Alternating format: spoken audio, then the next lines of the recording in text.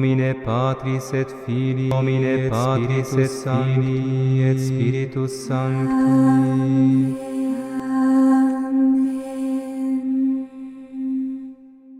Cerero in Deum, Patrem omnipotente. Seigneur, shalom.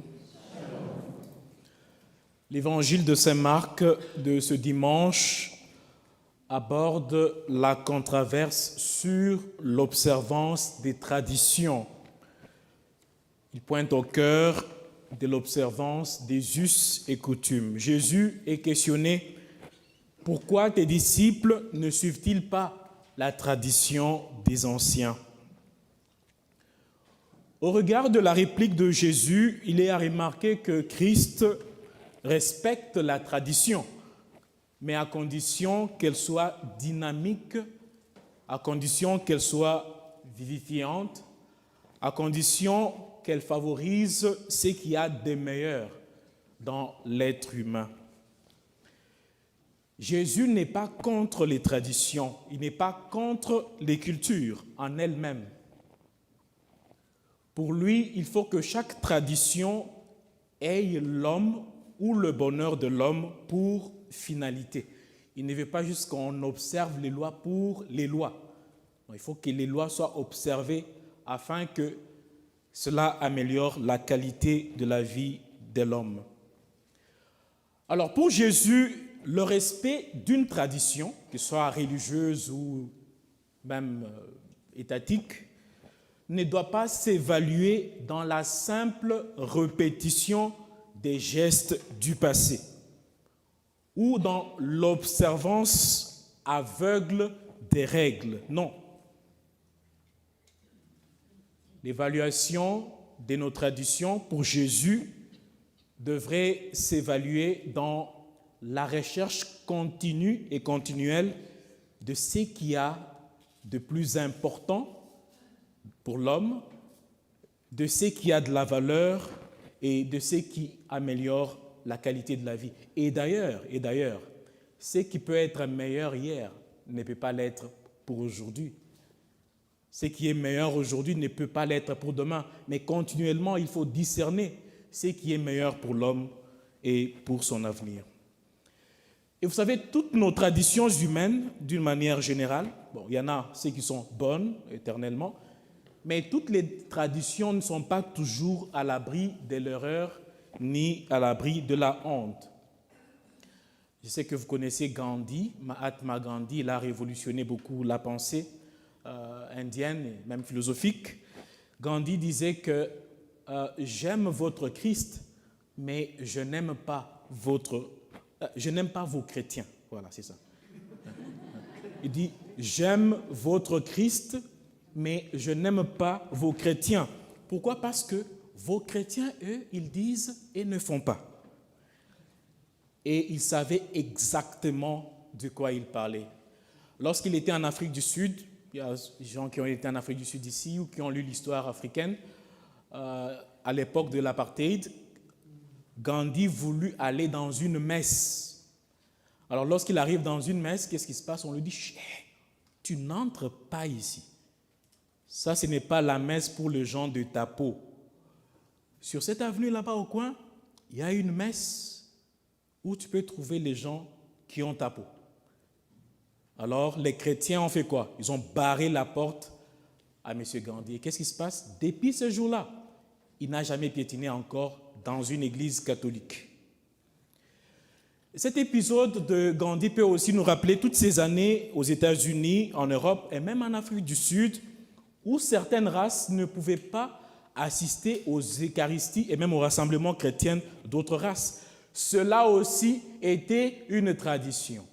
C'est comme ça qu'on fait des choses ici. Va te faire voir ailleurs. Ta place n'est pas ici. C'était tradition. Nos traditions sont parfois aussi teintées des préjugés et de discrimination. Le Christ a lutté contre ce genre de traditions.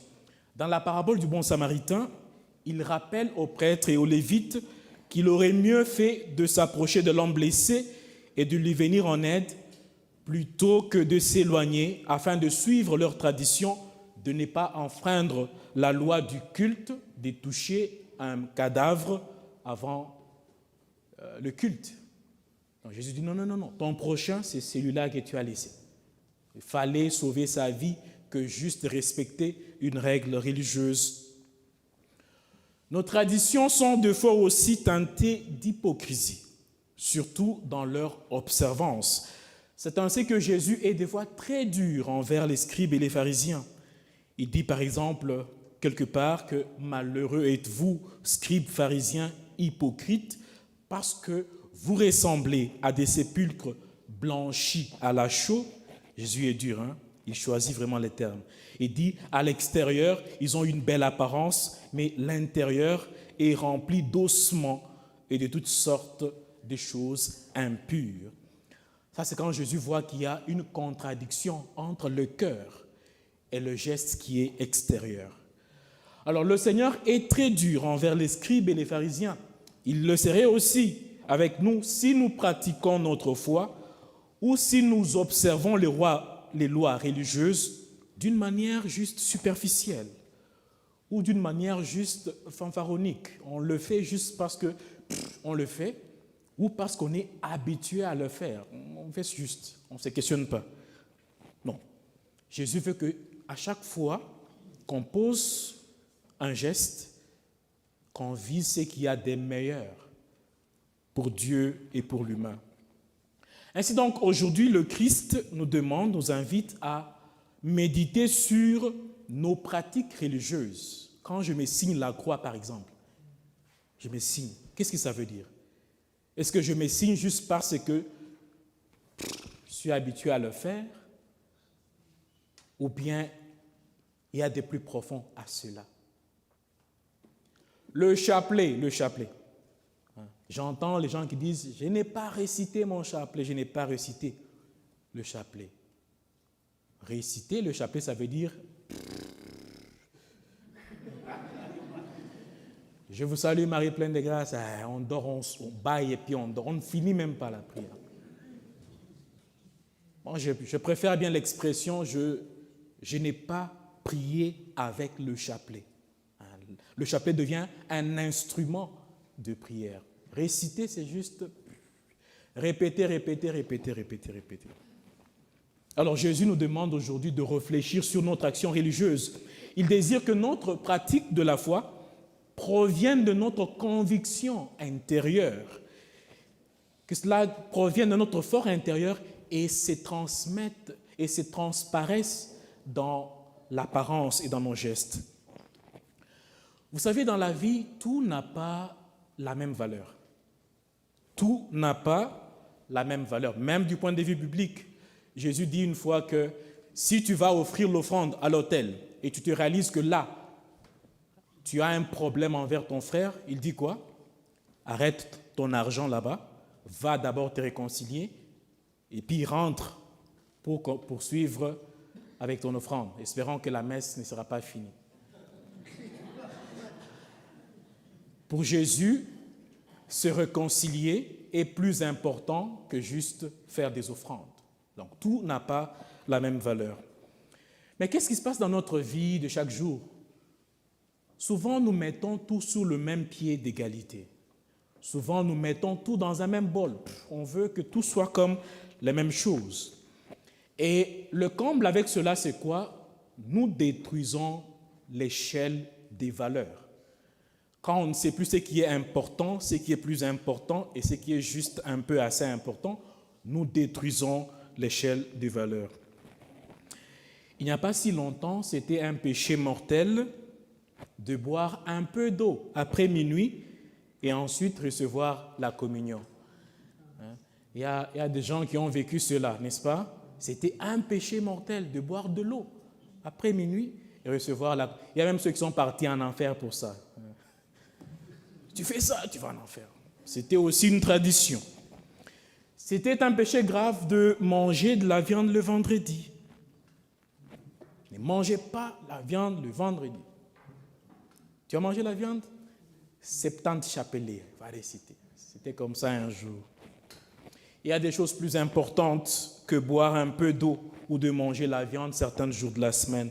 Alors, faire de ces actes-là des péchés mortels et les mettre sur le même pied d'égalité avec une gorgée d'eau avant la communion et manquer à aider quelqu'un dans la route, c'est d'évaluer toute une série d'actions qui sont beaucoup plus importantes. Nos pratiques religieuses. La première lecture nous dit quoi? Observer ces lois et n'ajouter rien, ne supprimer rien. La deuxième lecture nous dit de la pratiquer, juste pas de l'écouter. Mais Jésus nous dit quoi? Ok, observez, mais en observant, ayez votre tête. Ayez aussi votre cœur. Votre tête et votre cœur. Ne faites pas juste les choses pour le faire. Le Seigneur veut que notre façon de prier, de chanter, de le louer, de l'accueillir, que tout cela provienne de nos convictions, provienne de notre cœur, provienne de notre fort intérieur. Alors, si nos actions que nous exécutons comme chrétiens proviennent vraiment de notre conviction, de notre cœur, le Seigneur ne dira pas à notre portée que ce peuple m'honore des lèvres et son cœur est loin de moi. Vous avez entendu ça, non, l'Évangile? Il ne dira pas ça, pourquoi? Parce qu'il verra que ce qui est dans notre cœur, c'est transparaît aussi dans notre geste. Aujourd'hui, le Christ nous dit que le bien et le mal proviennent du cœur humain. Du cœur humain. Donc, dans le cœur, il y a des pensées perverses qu'on a citées et d'autres. Mais dans le même cœur, il y a aussi des bonnes actions qui peuvent advenir. Je vous ai déjà parlé ici d'un certain Chesterton. Lui, il était invité à une rédaction sur qu'est-ce qui ne va pas dans le monde. On pose la question, qu'est-ce qui ne va pas dans le monde? Tous les savants prennent les papiers, ils écrivent des théories, des thèses. Lui prend un papier, il écrit, ce qui ne va pas dans le monde, c'est moi. C'est moi. C'est mon cœur. C'est moi-même. Donc, si je dois fixer le monde, je dois d'abord fixer mon propre cœur. Alors, aujourd'hui, nous sommes censés faire quoi? Donner nos cœurs à Jésus, afin qu'il puisse les purifier, que de nos cœurs jaillissent des bonnes actions, des actions qui témoignent que nous sommes disciples du Christ, des actions qui peuvent faire que Gandhi puisse aimer aussi le chrétien et le Christ lui-même. Donner le cœur à Jésus, mes frères, mes sœurs, nous aidera à revoir continuellement l'échelle des valeurs dans la vie. Et lorsqu'on reconnaît ce qu'il y a de plus important, qu'est-ce qu'on fait? On le place en haut de son agenda. Alors ma question pour vous ce matin et cette semaine est, dans l'échelle des valeurs dans notre vie, qu'est-ce qu'il y a de plus important pour toi aujourd'hui? Alors si tu reconnais cela aujourd'hui, tu fais quoi? Mets-le en haut de ton agenda. Et c'est ça, c'est que le Christ attend de nous aujourd'hui. Amen.